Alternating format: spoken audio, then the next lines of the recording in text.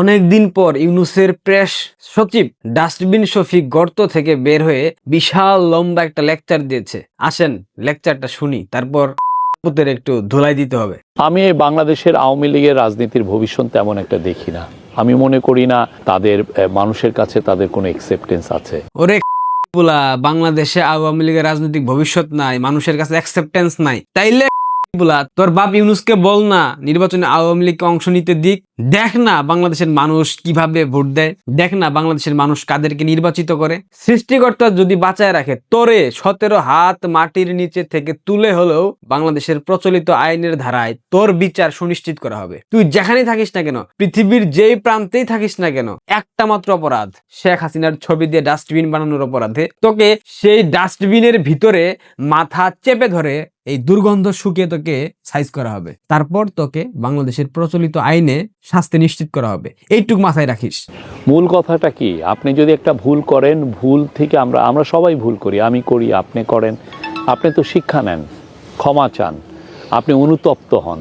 তাদের আপনি এই যে 17 মাস হয়ে গেল, হ্যাঁ, এই 17 মাসের মধ্যে তারা কোনোবার কেউ বলেছে অনুতপ্ত হয়েছে? কেন অনুতপ্ত হবে? ভুল আওয়ামী লীগ কি করেছে? ডাস্টবিন, তোর বাপেরা পুলিশ হত্যা করেছে, তোর বাপেরা রাষ্ট্রীয় স্থাপনায় আগুন দিয়েছে, তোর বাপেরা মেটিকুলাস ডিজাইনের মধ্য দিয়ে সাধারণ শিক্ষার্থী এবং সাধারণ মানুষকে হত্যা করেছে, তোর বাপেরা স্নাইপার দিয়ে মানুষের মাথায় গুলি করেছে, তোর বাপেরা মীর মুগ্ধকে হত্যা করেছে, তোর বাপেরা আবু সাইদকে হত্যা করেছে, তোর বাপেরা পরিকল্পিতভাবে সবকিছু করে আওয়ামী লীগের উপর দায় চাপিয়ে দিয়েছে। আজকে হবিগঞ্জ জেলার একজন সমন্বয়ক দেখেন কি বীর দর্পে পুলিশ হত্যার কথা স্বীকার করতেছে, কি বীর দর্পে বলতেছে থানায় আগুন দিয়েছিল। ভিডিওটা দেখেন। বানিয়েছিল, আমরা থানা কিন্তু পুড়িয়ে দিয়েছিলাম, এসআই সন্তুষ্টি কিন্তু আমরা জ্বালাই দিয়েছিলাম। আপনি আসছেন, ঠিক আছে, তো ওই জায়গা থেকে কোন সাহসে নিয়ে কথাটা বললাম আমি জানতে চাই আজকে। আমি স্ট্রিক্ট এখানে এসেছি, আমি স্ট্রিক্ট এখানে এসেছি। আমার বলতে হবে আমার বাইকে কেন গ্রেপ্তার করা হয়েছে এবং কেন বার্গেনিং করা হলো। আমার এতগুলো ছেলে এখানে বাইশে আসছে নাকি? আমরা জুলাই অভ্যুত্থানের গভর্নমেন্ট এখানে ফোন করছে, আমরাই গভর্নমেন্টকে ফোন করেছি। ওই জায়গা থেকে আপনারা আমাদের প্রশাসনের লোক, আপনারা আমাদের ছেলেদেরকে গ্রেফতার করে নিয়ে এসছেন, আবার আপনারা আমাদের সাথে বার্গেনিং করতেছেন। আপনি আমাকে কি বলেছেন যে আন্দোলনকারী তো কি হয়েছে, ও তো ডেভিল বা 23-এর কমিটিতে। ওই কথার মিনিংটা আমি অ্যাকচুয়ালি বুঝি নাই। আমার পরিচয়টা দিই, আমি এই মুভমেন্টে আমি হবিগঞ্জ জেলার প্রধান সমন্বয়ক ছিলাম, আমি বৈষম্য ছাত্র হবিগঞ্জ জেলার বর্তমান সেক্রেটারি। আমাদের অভ্যুত্থানের পোলা পানি কেন আসে আপনার থানায়, নাকি ওদের ভালো রেসপন্সই করে না? আমাদের রক্তের উপর দ্বারা এই থানাগুলা ফোন করা হয়েছে, প্রশাসন ফোন করা হয়েছে, নাটক নাকি এটা? বানিয়াচং থানা পুড়িয়ে দিয়েছিল এসআই সন্তোষ, বুঝেন নামটা, সনাতন ধর্মাবলম্বী সন্তোষকে জ্বালিয়ে দিয়েছিল। এটা আবার বীর দর্পে থানায় গিয়ে পুলিশকে বলতেছে, পুলিশের সামনে বসে কথা বলতেছে, পুলিশকে থ্রেট করতেছে, অথচ বাংলাদেশের পুলিশ প্রশাসন কোথায় গিয়ে দাঁড়িয়েছে, তাদের মেরুদণ্ড ঠিক কোথায় গিয়ে ঠেকেছে তারা কোনো প্রতিবাদ জানাতে পারছে না।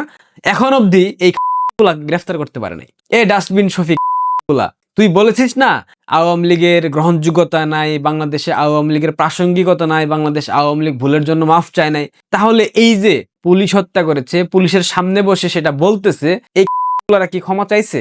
বাংলাদেশের প্রত্যেকটা রাষ্ট্রীয় স্থাপনা তোরা ধ্বংস করে ফেলেছিলি সেই জুলাইয়ের জঙ্গি উত্থানের সময়। তুই ডাস্টবিন শফিক আগে করতি সাকিব আল হাসানের চামচামি, আগে করতি বাহাউদ্দিন নাসিমের চামচামি, এখন অনেক বড় পদ পদবি পেয়ে সবকিছু ভুলে গিয়ে সর্বোচ্চ নোংরামি করেছিস।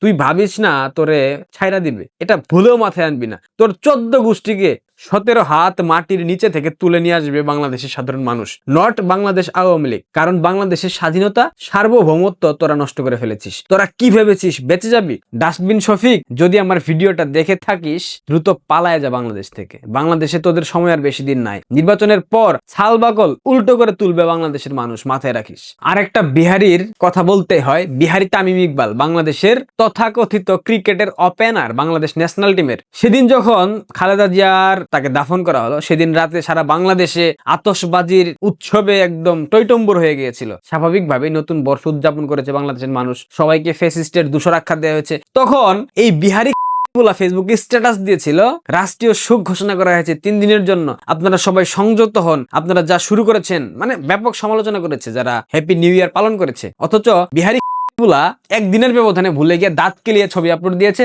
এটা কি বিহারের রাষ্ট্রীয় সুখ? দেখেন ছবিটা দেখেন। গোটা দেশের রাষ্ট্রীয় সুখ চলছে, দেশের মানুষ শোকে কাতর, সরকারের পক্ষ থেকে নির্দেশনা দেওয়া হয়েছে, কেন এখনো ফানুস উড়ানো হচ্ছে, কেন আতশবাজি উড়ানো হচ্ছে? তাহলে একদিনের ব্যবধানে তোর রাষ্ট্রীয় সুখ কই গেল তামিম ইকবাল? এই একটা আপাদমস্তক রাজাকারের বাচ্চা, আপাদমস্তক রাজাকার। এর জন্মই রাজাকার পরিবারে, এর সবকিছু রাজাকারের মধ্যে পড়ে। 15 আগস্ট জাতীয় শোক দিবস, জাতির মহানায়কের মৃত্যু বার্ষিকীতে তুমি শ্রদ্ধা নিবেদন করে ফেসবুকে একটা স্ট্যাটাস দিতে পারো না। আবার তোমার বেগম বেজিস জিয়া মরে গেছে, এখন তুমি রাষ্ট্রীয় শোক পালন করার জন্য দেশবাসীকে আহ্বান করতেছো। দেশ কি তোমার বাপের বিহারি তামিম? দেশের মানুষ তোমার বাপের কথা শুনবে?